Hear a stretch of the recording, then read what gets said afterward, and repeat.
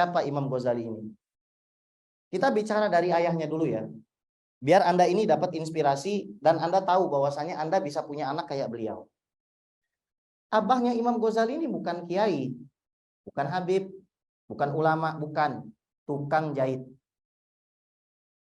Bukan pegawai Bank Muamalat yang punya motor, kemudian punya mobil, AC, handphone, boba 3. Bukan. Tukang jahit dengan kapasitas jahit paling murah. Karena bahan yang dijahit abahnya Imam Ghazali ini wol. Wol itu garmen paling murah. Zaman sekarang kan ada penjahit mahal. Contohnya Ivan Gunawan. Ya kan penjahit juga itu kan. Mahal tapi kan tarifnya. Ini murah. Tapi meskipun murah, abahnya Imam Ghazali kalau ada majelis kayak begini, tokonya pasti ditutup.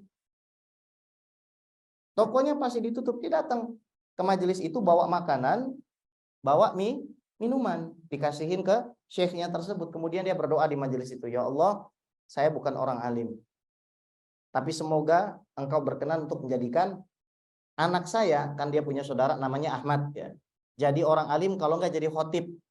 Benar kejadian, anaknya yang namanya Muhammad jadi ahli fikih, ilmu agama, akidah dan lain sebagainya. Anak yang namanya Ahmad itu jadi khotib, setiap ceramah orang pasti nangis. Walhasil, kenapa bisa begitu? Gimana ceritanya Imam Ghazali? Abahnya ini mau meninggal. Lalu dia ketemu orang di jalan bukan kayak kita sudah kenal lama gitu. Orang di jalan ketemu tetangga tapi nggak terlalu akrab, bilang, kalau saya meninggal, ini uang, tolong pakai buat ngurus 2 anak saya. Silakan. Bayangin. Di sini ada nggak yang mau dititipkan amanah sebesar itu? Meskipun best friend. Ngopi tiap hari di kafe. Ngopi tiap hari bareng-bareng. Mau nggak dititipin anaknya 2? Uangnya nggak seberapa. Ini orang di zaman itu menunjukkan apa? Tingkat tawakal tu'alallahnya ngalah-ngalahin kita. Makanya kita jadi umat pada sumpek gitu. Kebanyakan juga salah ulamanya. Malah salah ulamanya, kenapa umat pada sumpah? Ini nanti dibahas terus sama Imam Ghazali ya. Nanti kita bahas sampai di situ. Walhasil diurusin hadirin anaknya itu. Imam Ghazali sama kakaknya Ahmad itu diurusin. Tapi uangnya habis. Selesai uangnya habis, zaman dulu tuh masih banyak kutab, masih banyak pesantren-pesantren gratis lah gitu. Akhirnya Imam Ghazali dimasukkan ke Imam Ghazali ngaku hadirin, waktu awal nuntut ilmu, ngaku ya. Tolabnal ilma li ghairillah fa abal ilmu illa ayakuna lillah. Dulu saya cari ilmu memang supaya kaya. Dulu saya cari ilmu supaya saya bisa dekat dengan pejabat. Enggak salah orang dekat dengan pejabat itu, enggak salah kalau maksudnya untuk nasihat. Walhasil hadirin, ini salah kami nah. Salah orang yang kebanyakan megang mikrofon seperti saya. Karena zaman sekarang antum, saya tanya deh sama antum. Antum dengerin tentang Imam Ghazali, tapi dari mana antum bisa ketemu figur seperti ini? Saya mau cerita sama antum tentang orang yang solehnya luar biasa, namanya Habib Muhammad bin Ahmad Al-Attas. Udah meninggal di Aceh, di Simpang 5 Aceh. Ini orang soleh, nggak pernah pegang uang sama sekali. Tinggalnya dulu di Condet. Ini yang cerita sama saya punya teman. Beliau ini orang yang salah satu punya travel terbesar di Banjarbaru. Keluarga satu keluarga. Mereka punya pesantren, mereka punya travel, dan lagi bangun masjid dengan munzalannya Ustadz Wanul Hakim. Saya nggak mau sebut deh, itu udah terlalu banyak informasi. Jadi saya punya kawan ini, sebut saja Ustadz Hala.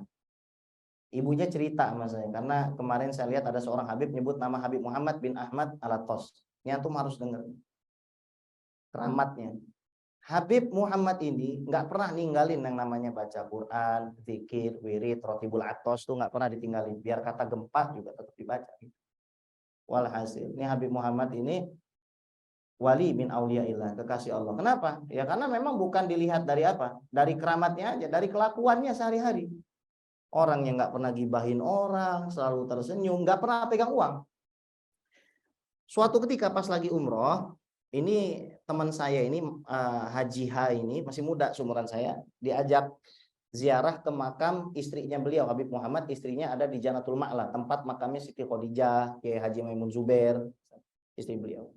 Kata Ustadz H ini, Beliau bilang sama saya, sama dalam hatinya, ngapain sih Habib nih ngajak ziarah jam 11? Pernah Pak jam 11 keliaran di kota Mekah? Mateng Pak ente Pak.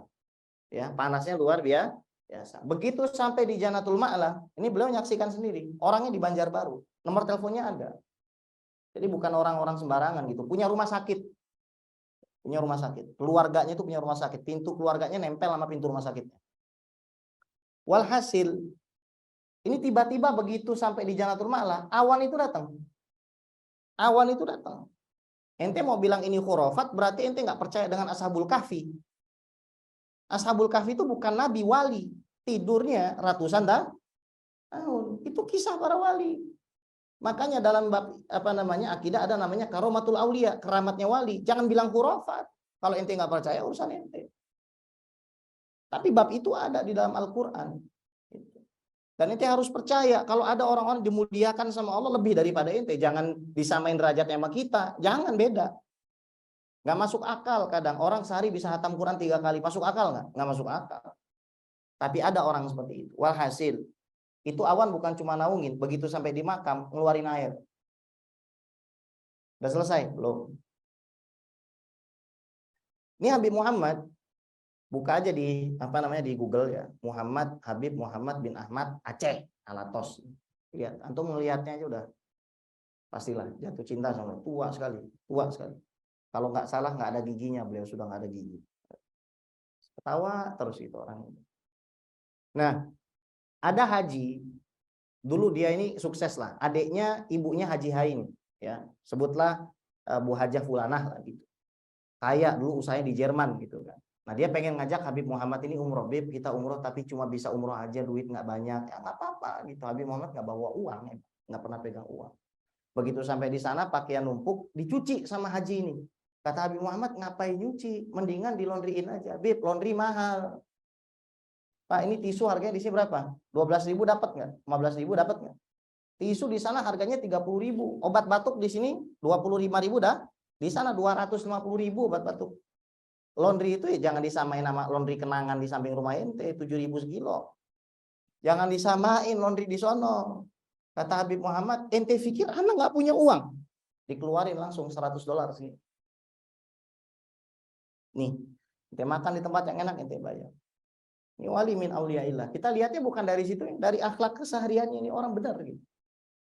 Bukan dari cerita-cerita khurafat, tapi ini memang kenyataan kejadian. Ada lagi. Haji ini ngajak, dia punya kakak lagi, ngajak Habib Muhammad pergi kemana gitu di pesawat. Udah ketinggalan pesawat itu. Terus kata Habib Muhammad, udah kamu gak usah marah-marah. Nanti mereka nyamperin kita sendiri. Gak nyampe setengah jam, ada orang datang, mohon maaf pesawatnya nggak bisa jalan. Ini yang dilaporin juga sama penjaga waktu kami dianterin kan, kalau ke airport tuh para habaib tuh biasa ada yang berkhidmat namanya khidmatul mator, tim al-mator, ada Instagramnya juga gitu. Saya diceritakan tentang Habib Umar gitu. Beliau melihat sendiri Habib Umar itu belum datang, pesawat udah mau take off, sambar petir. Terus balik lagi. Jadi yang dilihat itu ya, ini kan kisah-kisah apa sih? Kisah-kisah yang sebenarnya bagi sebagian orang mungkin ya nggak dipercaya gitu.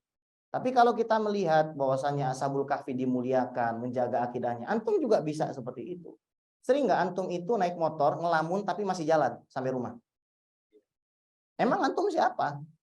Itu kan ada yang jagain. Kenapa antum nggak percaya kalau ada orang yang lebih daripada antum bisa dikasih? Keistimewaan yang begitu. Jadi masuk akal. Banyak ya kisah-kisah yang seperti ini. Nah, Imam Ghazali ini beliau juga begitu. Ketika mau wafat aja beliau sholat 2 rakaat, minta setelah bersih-bersih minta dibungkus dengan kain kafan, habis itu meninggal. Biasa orang-orang soleh begitu, bukan ngakak-ngakak terus mati gitu kan, ketawa-tawa terus meninggal, enggak. Mereka rata-rata 1 minggu 2 minggu sebelumnya sudah manggil keluarganya minta maaf, habis itu nggak pernah ngomong, banyak zikir, sakit sudah.